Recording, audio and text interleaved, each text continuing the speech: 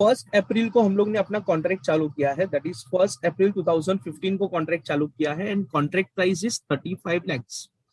Contract price is 35 lakhs and क्या बोला है, and it's likely to be completed on 31 December 2016।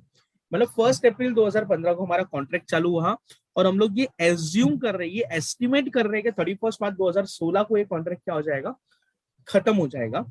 The actual expenditure up to 31st March 2016 and subsequent estimated expenditure up to 31st December 2016 are given below। इसका मतलब क्या बोला है कि sir हम लोग 31 मार्च 2016 को खड़े, 31 मार्च 2016 को खड़े, इस टाइम के मुझे एक्चुअल एक्सपेंस दिए हैं, दैट इज एक्चुअल एक्सपेंसेस, और 31 मार्च 2016 को ही मैं अपना एस्टिमेटेड निकालूंगा कि मुझे 31 दिसंबर 2016 तक कितना खर्चा होगा। ठीक है, तो यहां क्या बोला है, estimated expenditure from 1 April 2016 to 31 December 2016। Okay, अभी क्या होगा सर, यहाँ मार्च तक तो हम लोग को निकालना है, जैसे हम लोग कॉन्ट्रैक्ट अकाउंट करते हैं उसी तरीके से करना है, कोई चेंजेस नहीं करना है, जैसे हम लोग पहले सॉल्व कर देते उसी तरीके से यहाँ भी सॉल्व करेंगे। तो चलो डिस्कस करते हैं कौन सी चीज कहाँ जाती है। ठीक है, मटेरियल इश्यू कौन सा साइड पे आएगा, डेबिट साइड पे, डेबिट। डायरेक्ट लेबर डेबिट, सब contract charges debit, chargeable expense debit, plant purchase, sir plant purchase ये क्या होगा सर, ये यूज होगा कैलकुलेट डेप्रिसिएशन। ओके, तो प्लांट हम लोग ने परचेज कितने का किया, 3 lakhs का प्लांट परचेज किया। उधर क्या बोला है, plant return to store at the end of the period, original cost ना, ओरिजिनल कॉस्ट में हम लोग ने कितना रिटर्न किया एट द एंड, ये भी हम लोग को जानना ज्यादा इंपॉर्टेंट है। उन्होंने बोला एट द एंड, बिगिनिंग नहीं, एट द एंड में हम लोग ने रिटर्न किया। ठीक है, कितना, 1 लाख का रिटर्न किया और 2 लाख का रिटर्न किया। ओके, उसके बाद क्या बोला है सर, ये कब काम आएगा, ये हम लोग को है ना सब जब डेप्रिसिएशन निकालेंगे तभी माइनस करने के लिए काम आएगा, ताकि अपने को पता चले कि अपने पास कितना प्लांट पहले था और कितने पे डेप्रिसिएशन आएगा। उसके बाद आर्किटेक्ट फीस, आर्किटेक्ट फीस का percentage of work certified that is 4% and 4%, work certified का 4% हम लोग को आर्किटेक्ट को फीस देना है, तो ये भी कौन सी साइड पे आएगा, डेबिट साइड पे। Next work certified cumulative, very good, cumulative ही दिए देते हैं हम लोग को क्वेश्चन में, और हम लोग लिखते भी क्यूमुलेटिव है, तो क्रेडिट साइड पे आएगा।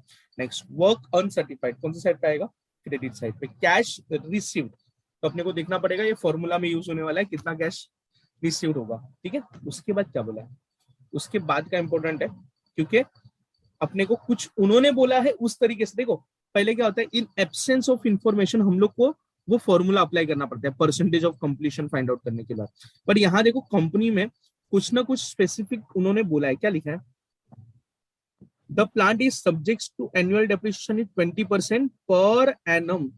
ठीक है, मतलब उन्होंने बोला कि सर प्लांट पे 20% डेप्रिसिएशन निकालो ऑन ओरिजिनल कॉस्ट, कौन से कॉस्ट पे, ओरिजिनल। इसके बाद का जो पॉइंट है ना वो ध्यान से पढ़ना, क्या लिखा है, it was decided that the profit to be taken credit should be that portion of estimated net profit to be realised on completion. उसने क्या बोला है कि आपको प्रॉफिट उतना ही लेकर जाना है जितना एस्टिमेटेड नेट प्रॉफिट होगा जब कंप्लीशन होगा, completion of the contract which the work certified, मतलब certified value of the work as on 31 March 2016 bear to the contract price, bear मतलब divided to the contract price. उन्होंने मतलब ये बोला है, क्या बोला है कि आपको परसेंटेज ऑफ कंप्लीशन तो निकालना है, but sir percentage of completion निकालने के बाद आपको वो वाला फॉर्मूला अप्लाई नहीं करना है, 1/3 वाला फॉर्मूला या 2/3 वाला फॉर्मूला अप्लाई नहीं करना है। यहाँ उन लोग ने स्पेसिफिकली फॉर्मूला देके रखा है। उन्होंने क्या बोला है, it was decided that the profit to be taken should be that portion of estimated net profit realized on the completion of the contract of work certified, मतलब यहाँ फॉर्मूला में होगा work certified upon contract price. ठीक है, percentage हम लोग calculate करेंगे और उन लोग का एक फॉर्मूला अप्लाई करेंगे जहां अपने को एक्चुअल प्रॉफिट दिया होगा। क्या दिया होगा अपने को, एक्चुअल प्रॉफिट। अभी सर एक्चुअल प्रॉफिट कैसे फाइंड आउट होगा, तो ये तो हम जब हम लोग कॉन्ट्रैक्ट अकाउंट पूरा सॉल्व करेंगे उसके बाद अपने को पता चलेगा। ठीक है, तो सबसे पहले हम लोग है ना कॉन्ट्रैक्ट सॉल्व करते हैं, उसके बाद हम लोग उसका आगे का कैलकुलेशन करेंगे। ठीक है, तो सबसे पहले हम लोग क्या करेंगे, हम लोग लिखेंगे contract account for the year ended, for the year ended एक होगा 31 मार्च 2016 वाला। ठीक है, और दूसरा जो कॉन्ट्रैक्ट अकाउंट बनेगा उसको हम लोग बोलेंगे एस्टिमेटेड कॉन्ट्रैक्ट। सेकेंड कॉन्ट्रैक्ट होगा वो हमारा एस्टिमेट होगा, उन्होंने बोला estimated contract, contract for the year, for the year up to, ended नहीं आएगा, अप टू 31 दिसंबर 2016। ठीक है, 31 दिसंबर 2016, अप्रैल से लेकर 31 दिसंबर 2016। तो अपने को काउंट करना पड़ेगा कितना महीना होगा, अप्रैल से लेकर 31 दिसंबर 2016 कितना महीना होगा, तो सर 9 मंथ्स। तो ये जो कॉन्ट्रैक्ट बनने वाला है वो कितने मंथ्स का बनने वाला है, 9 मंथ्स का बनने वाला है। 9 months। ठीक है, चलो फटाफट हम लोग डेबिट साइड पे एक एक चीजें करके लिखते जाते हैं। तो कॉन्ट्रैक्ट अकाउंट के डेबिट साइड पे, ठीक है, पहले हम लोग एक कॉन्ट्रैक्ट कंप्लीट करेंगे। सबसे पहले क्या लिखा है, मटेरियल इशू, तो डेबिट साइड पे आएगा 2। अच्छा, पर्टिकुलर रुपीज आप लिख लेना, मटेरियल इशू, कितना मटेरियल इशू इज 9,20,000, तो राइट डाउन 9,20,000। नेक्स्ट क्या बोला है, डायरेक्ट लेबर, डायरेक्ट लेबर, तो डायरेक्ट लेबर इज 4,40,000, 4,40,000। नेक्स्ट सब कॉन्ट्रैक्टर चार्जेस, तो यहां लिखेंगे सब कॉन्ट्रैक्टर चार्जेस, सब contractor charges is 20,000। Next chargeable expense, तो चार्जेबल एक्सपेंस 1,20,000। सर फिर से ऐसे हो रहा है, आपका आवाज पहले आ रहा है और वो लिख रहा बाद में। ओके, पहले जब भी आपने अकाउंट बनाया ना, ऊपर सब लिखा ना, तब तक बराबर था, अभी फिर से होगा। ओके, ठीक है, वेट करते हो।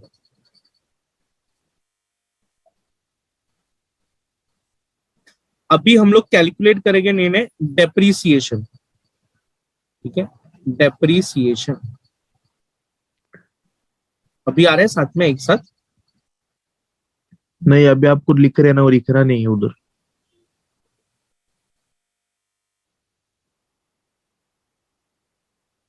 वो कभी कभी ड्यू टू नेटवर्क इशू होता है बेटा, मतलब या फिर तेरे वहां नेटवर्क का प्रॉब्लम है। अभी लाइट गई है ना तेरे वहां, हाँ हाँ, तो तू मोबाइल के डेटा से चलाता होगा, हाँ बराबर। इसकी वजह से थोड़ा सा कभी कभी इशू आता है। ठीक है, यहाँ देखना नहीं, यहाँ क्या है बेटा, डेप्रीसिएशन का अगर मैं ओरिजिनल कॉस्ट की बात करूं तो यहाँ प्लांट इंस्टॉल कितने का हो रहा है, 3,00,000 रुपीज का। ठीक है, अभी उन्होंने क्या बोला है, प्लांट रिटर्न टू स्टोर, मतलब रिटर्न करने हम लोग स्टोर ओरिजिनल कॉस्ट के पे 2,00,000 और sorry 1,00,000 and 2,00,000 eight the and. And मतलब जब मैं यहाँ बात करूं तो यहाँ मैंने स्टार्टिंग में 3,00,000 का इंस्टॉल किया, और पूरे साल मैंने प्लांट कितने का यूज किया बेटा, पूरे साल मैंने प्लांट 3,00,000 का यूज किया।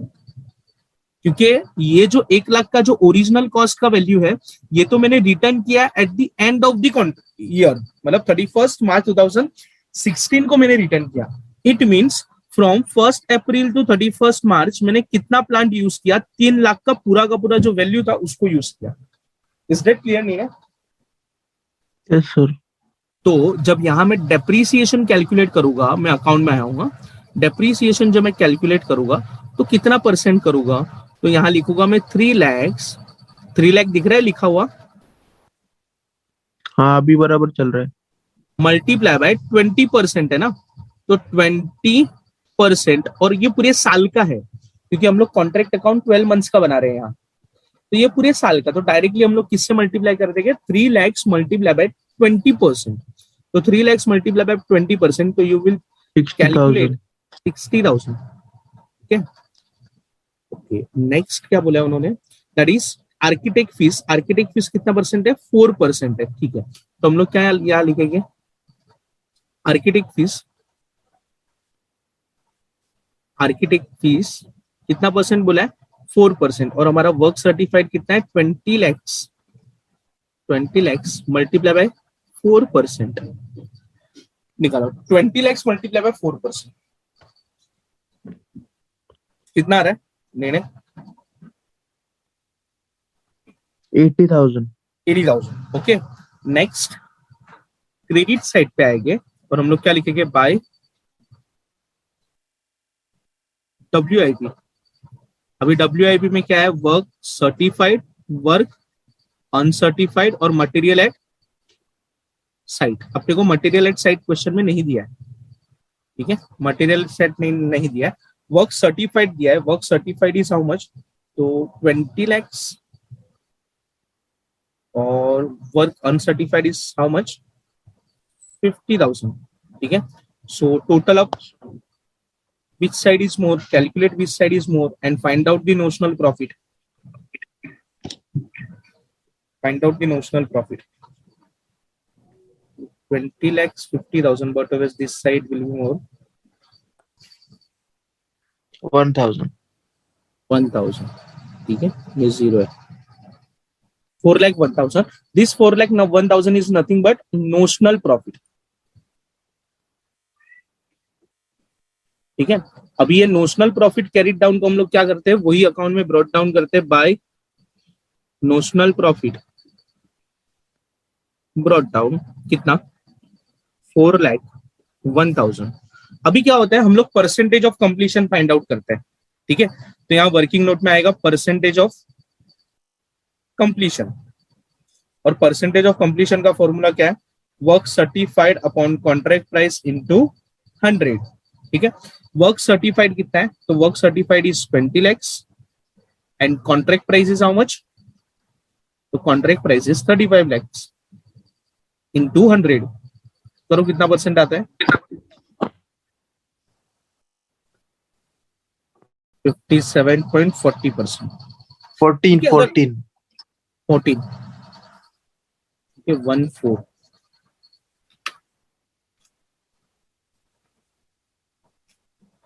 57.14%, ठीक है। अगर नॉर्मल क्वेश्चन होता ना बेटा, तो हम लोग क्या करते हैं? इसको हम लोग कंपेयर करते हैं। और बट ऑब्वियस ये कौन सी वाली कैटेगरी में आएगा सर? मोर देन 50% वाली कैटेगरी में। तो कितना होगा? 2/3 of notional profit on cash received upon work certified. But यहाँ उन्होंने स्पेसिफिकली बोला है, क्या बोला है? कि it was decided that the profit to be taken credit should be that portion of estimated profit, estimated net profit. उन्होंने बोला उतना एस्टिमेटेड नेट प्रॉफिट होगा on the realisation of completion of contract which work certified value on bear with the contract price. इसका मतलब उन्होंने ये बोला है कि यहाँ जब आप नेक्स्ट, ये वर्किंग नोट नंबर 1 होता है हमारा, ठीक है। उन्होंने बोला है वर्किंग नोट नंबर 2, जो बोला है उन्होंने, amount transferred to profit and loss is equal to estimated profit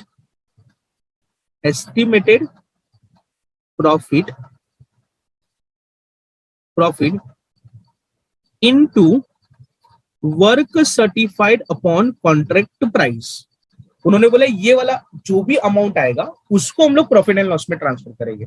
मतलब एस्टिमेटेड प्रॉफिट पहले तो मुझे निकालना पड़ेगा, उसको हम लोग मल्टीप्लाई करेंगे work certified upon contract price से। मतलब यहाँ परसेंटेज जो कंप्लीशन है इसको हम लोग को लेना देना नहीं है, अपने को कौन सा अमाउंट ट्रांसफर करना है, अपने को एस्टिमेटेड प्रॉफिट निकाल के उसके बेसिस पे हम लोग को ये वाले साल का ये जो 4 लाख है उसमें से हम लोग कुछ अमाउंट ट्रांसफर करेंगे PNL में और कुछ अमाउंट रखेंगे हम लोग रिजर्व में।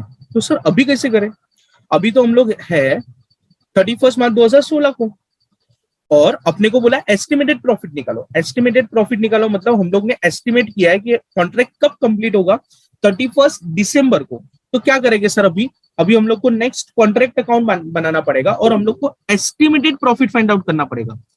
क्या फाइंड आउट करना पड़ेगा? Estimated profit. अभी सर एस्टिमेटेड प्रॉफिट मतलब सर ये साल का जो प्रॉफिट है वो प्लस जो आने वाले 9 मंथ्स में मुझे जो प्रॉफिट होने वाला है वो।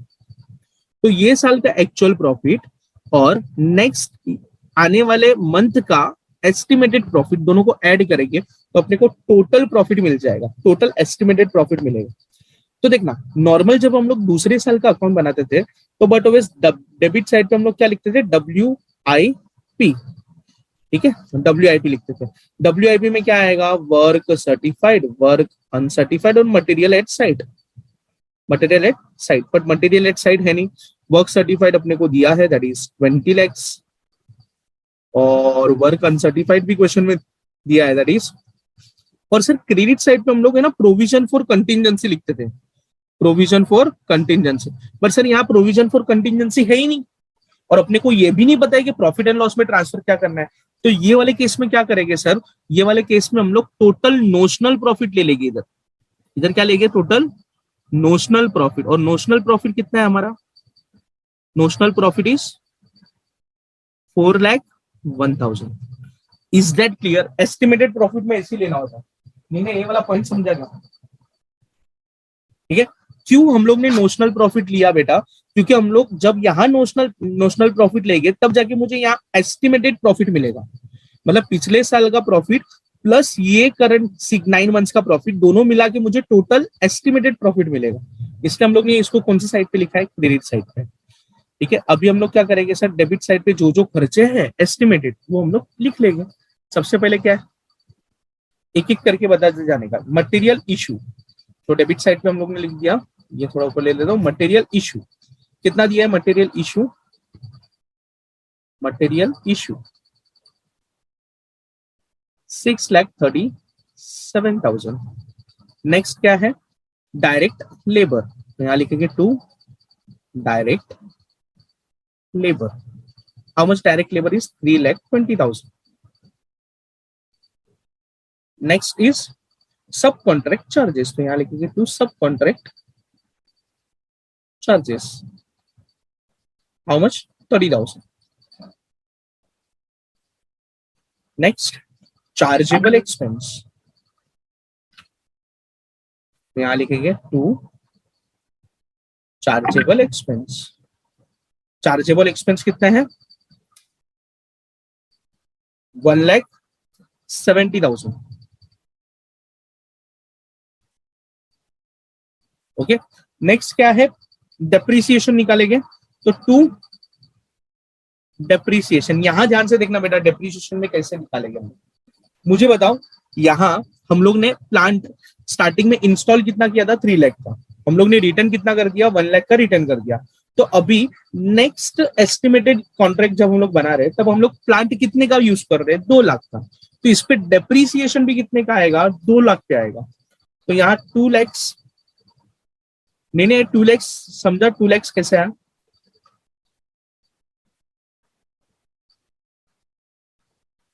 नहीं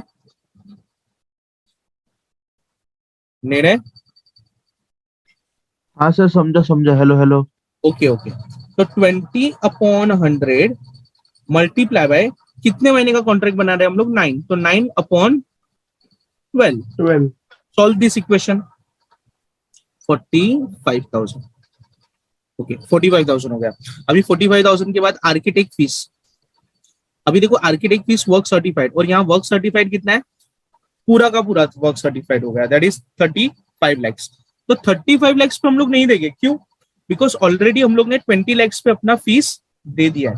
तो रिमेनिंग आर्किटेक्ट फीस कितना परसेंट होगा, तो 15 lakhs पे 4%, तो 15 lakhs पे 4% निकालो, 15 lakhs पे 4%, 60,000। 60,000। Is that clear? और यस यहाँ सर। वर्क सर्टिफाइड यहाँ आएगा, हम लोग क्या लिखेंगे, ये वर्क सर्टिफाइड को हम लोग लिखेंगे कॉन्ट्रैक्ट प्राइस। वर्क सर्टिफाइड को क्या लिखेंगे हम लोग, बिकॉज कॉन्ट्रैक्ट खत्म हो गया ना, कॉन्ट्रैक्ट खत्म हो गया, तो हम लोग ये वर्क सर्टिफाइड को लिखेंगे कॉन्ट्रैक्ट प्राइस। और कॉन्ट्रैक्ट प्राइस कितना है, 35 lakhs। Is that clear? अभी जब मैं देखो डेबिट साइड में मेरे पास कॉन्ट्रैक्ट प्राइस है और नोशनल प्रॉफिट है पिछले साल का, और डेबिट साइड पे मेरे पास एक्सपेंस है। ये क्रेडिट साइड हो गया, ये डेबिट साइड हो गया। अभी क्या करेंगे हम लोग, टोटल करेंगे। तो डेबिट साइड पे जो मुझे बैलेंसिंग फिगर मिलेगा, ये जो बैलेंसिंग फिगर होगा ये मेरा एस्टिमेटेड प्रॉफिट होगा। कौन सा प्रॉफिट होगा? Estimated profit. तो calculate estimated profit, close this account. Debit का टोटल करो, क्रेडिट का टोटल आएगा दैट इज 39,01,000, 39,01,000। डेबिट का एक्सपेंस माइनस करो, you will get the profit. 9,000.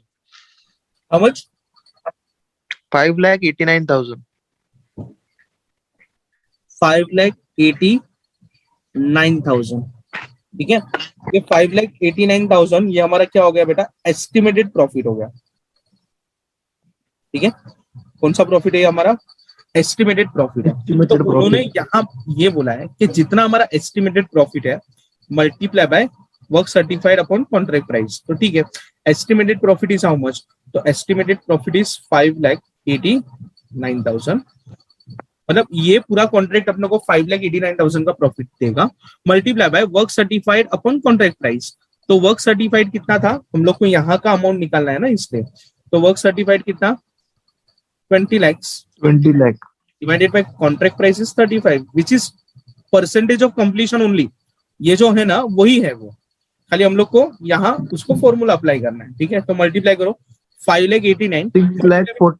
करोगे ना तो कैलसी में थोड़ा एरर बताएगा। तो 5,89,000 पहले this divided by this multiply by this करोगे तो भी चलेगा। अमाउंट कितना आ रहा है? 6,14,714.2857. नहीं बेटा, उतना नहीं आना चाहिए, वापिस से करो। पहले क्या करूं, ये दोनों डिवाइड करूं ना? हाँ, 20 lakhs divided by 35 lakhs, so you will get 0.5714 something।